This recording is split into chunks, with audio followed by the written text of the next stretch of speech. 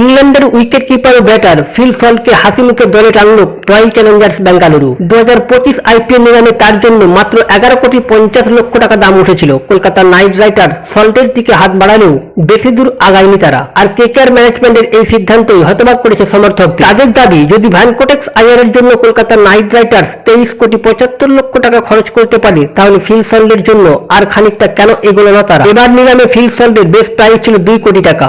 এই ব্রিটিশ ক্রিকেটারের জন্য প্রথমে জ্বর হাঁকাতে শুরু করে মুম্বাই ইন্ডিয়ান্স। শুরু হয় রয়্যাল চ্যালেঞ্জার্স বেঙ্গালুরুর সঙ্গে দড়ি টানাটানি, কিন্তু 4 কোটি টাকা পর্যন্ত উঠে মুম্বাই হাত তুলে নেয়। এরপর আসলে নামে কলকাতা নাইট রাইডার্স। শুরুর দিকে আরসিবির সঙ্গে লড়াইটা বেশ ভালোই জমে ওঠে, কিন্তু আচমকাই কেকেআর নিজেদের সিদ্ধান্ত বদলে ফেলে, কারণ তাদের পার্সে তখন আর 25 কোটি টাকা পড়েছিল, আর রয়্যাল চ্যালেঞ্জার্স বেঙ্গালুরুর কাছে ছিল 72 কোটি টাকা। এই পরিস্থিতিতে অনেকেই বলতে শুরু করেছেন, ভ্যানকোটেক্স আইয়ারের জন্য জলের মতো টাকা খরচ না করে সেটা ফিল সল্টের জন্য বাঁচিয়ে রাখলে কাজে লাগতো। 2024 সালে জেসন রায়ের পরিবর্তে হিসাবে কলকাতা নাইট রাইডার্স দলে যোগ দিয়েছিলেন ফিল সল্ট। ইনিংস ওপেনিং করতে নেমে তিনি 182 স্ট্রাইক রেটে মোট 435 রান করেছিলেন।